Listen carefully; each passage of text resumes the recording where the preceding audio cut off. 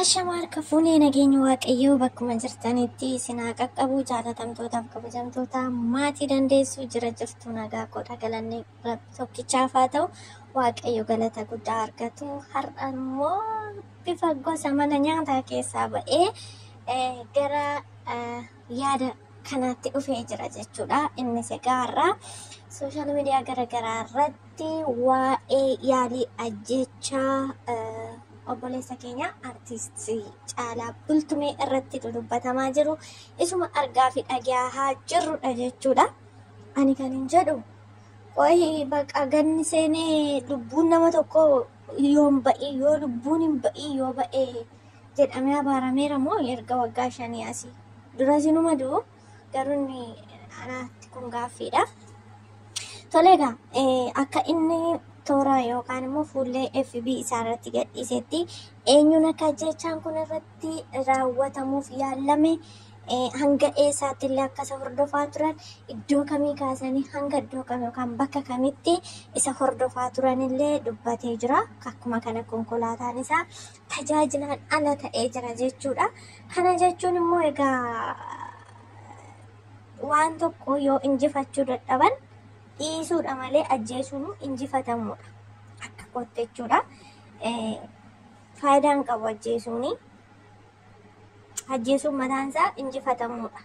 Waan tokko itti deemanii gaafa dadhaban ajjeesuun furmaata hin ta'u jechuudha. Ajjeesuun waaqayyo durattis nama gaafachiisa. Tarii har'a faayidaa siyaasaatiif, faayidaa teessootiif, faayidaa foon jireenya ishee biyya lafaa kanarra jiraannuuf jennee lubbuu namaa gaafa baasnu garuu gara dhumaatti lubbuu keenyaaf boqonnaa bara baraa dhabuu ta'a jechuudha. Kanaaf warri nama ajjeesistanis warri nama ajjeesuudhaaf kaattanis piliis dhiisaa faayidaa tokko hin qabu jechuudha.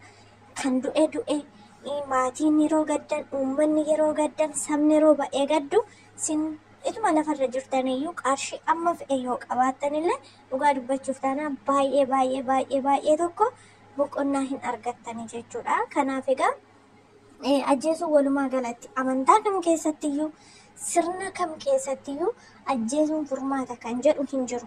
Gara aadaa Oromootti yoo deebine sirni gadaa ajjeesuun maal akka ta'e abaarsa akkamii akka ta'e beekamaadha. Amantaa keessattis yoo dhufne ana hangam beekutti ajjeesuun maal akka ta'e cubbuu guddaa akka ta'e beekamaadha jechuudha. Kanaafuu ajjeesuu faayidaa hin qabu jechuudha. Ajjeesuun mo'atamuudha. Ajjeesuun biyya boosisuu jechuun biyya isa kamiif immoo ajjeesu meedhamu. Biyyicha isa kamiifidha. Biyyi koo ofii isaatii samii fi dacheen kun biyyan ta'u. Namuma miti keessatti saba yookaan biyya saba sanatu biyya jedhamee waamama waan ta'eef ajjeesuun faayidaa tokkittiituyyuu hin qabu jechuudha. Kanaaf warri nama ajjeestan asumaan adabadhaa hin ajjeesiina. Ajjeesuun faayidaa hin qabuun dhaamsa kooti. Gaafa haati gadi baatee boosu. Otoo amma kaleessa obboleessi kun ajjeefameera ta'e akkuma jedhame otoo lubbuun isaa ba'eera ta'e akkuma yeroo artistiin jaallatamaa fi kabajamaan keenya artistii kanaaf egaa nama ajjeesuun faayidaa isaarraa miidhaa isaatu caala boqonnaa nama dhoowwata jechuudha. Egaa akkuma dubbatamaa turetti immoo akkuma inni toora fuullee FB isaarratti illee gadhiise eenyuun ajjechaan kun akka irratti yaalame eessatti akka irratti yaalame toora feesbuukii isaa irratti inni mataan isaa maxxansee jira jechuudha. Egaa dhugaa dubbachuuf taanaan ajjeesuu irraa faayidaan argamu hin jiru.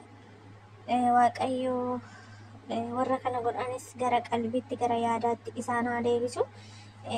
Akka inni maxxansetti egaa yaalii ajjechaa hoteela Qananiisaa Baqqaleetti guruppii faannootiin naarratti gaggeeffame irraa hafeen jira akkuma kamittuu jedhee ofii peejii mataa isaa irrattidha kan inni maxxanseeru jechuudha.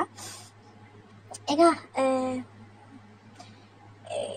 jarri kun egaa yaadni ajjeesanii wanti isaan argatan tokko hin jiru. gara jireenya mataa isaa yookaan immoo laayivii mucaa kanaa yookaan obboleessa kanaatti darbanii wanti isaan jiraatan tokko hin jiru. Kanaaf dhugaa dubbachuuf taanaan baay'ee nama gaddisiisa. Dhugaa namni kamiyyuu lafa kanarratti haa hammaatus haa tolus haa jiraatu. Maaliif hiree isaa guyyaa isa Waaqayyo kaa'eef sana Waaqayyoyyuu guyyaan isaa gaafa ga'e akka inni Waaqayyo ofuma isaatii gaafa kaa'e akkaataa kaa'e sanatti Waaqayyo haa fudhatu. Kanaaf baay'ee nama gaddisiisa dhugaa dubbachuuf taanaan hin beeku dhugaa. Bulanii ka'anii nama ajjeesuun faayidaa inni qabu tokkollee hin jiru. Yeroo artistiin keenya jaallatamaa fi kabajamaan Haceen boqotes faayidaan isaa argameera. Isaan amma kaayyoon isaanii inni guddaa isa kanadha. Kana gidduutti wantoonni ta'an sun maal akka dhufu waan beekaniifi walumaa galatti isaan kun warra aartistoota xafii jedhamanidha. Waaqayyo isaanitti araaramu. Qabeenya barbadaa'urraa, nama sammuun miidhamurraa, akkuma kana qaamni miidhamurraa bu'aan argamu tokko hin jiru rakkoo isaan uuman gidduutti. Kanaaf Waaqayyoonni guddaan bagasa oolchee dhugaadha. Jireenya isaa namni itti darbee jiraatu hin jiru. Isumaaf jireenya kan isaati wayitti darbanii bakka isaa sana hin fudhatanii kaayyoon isaanii maaliif akka ta'e eenyumtuu hin beeka. Kanaaf egaa konkolaataan isaallee akka hin taane akka ta'edha kan dubbate. Inni guddaan lubbuun isaa baga oole. Dhugaa baay'ee gadda guddaadha kuni. Lubbuun isaa baga oole. Lubbuu wanti caaluun hin jiru. Qabeenyi boru hin dhufa. Lubbuun isaa garuu otoo darbe yookaan immoo lubbuun isaa ta'uu tokko ta'e deebisnee argachuun hin ulfaata jechuudha. Kanaaf inni guddaan baga Waaqayyo lubbuu isaaniif oolchee lubbuun isaa baga oole jechuun barbaada. Sumaani kanaaf dhumarratti illee akka nama tokkotti waanan jedhu yoo jiraate yeroon kun yeroo itti tokko ta'anii tokkummaadhaan injifatanidha jechuudha. Tokkummaan barbaachisaadha yeroo kanatti.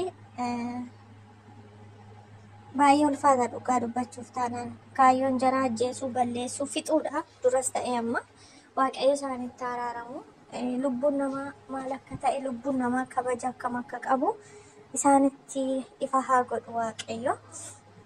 Kanaaf baay'ee namatti dhaga'amus danda'uu fi obsuudhaan inni guddaan lubbuun isaa baga oolee baay'ee ulfaataa ta'us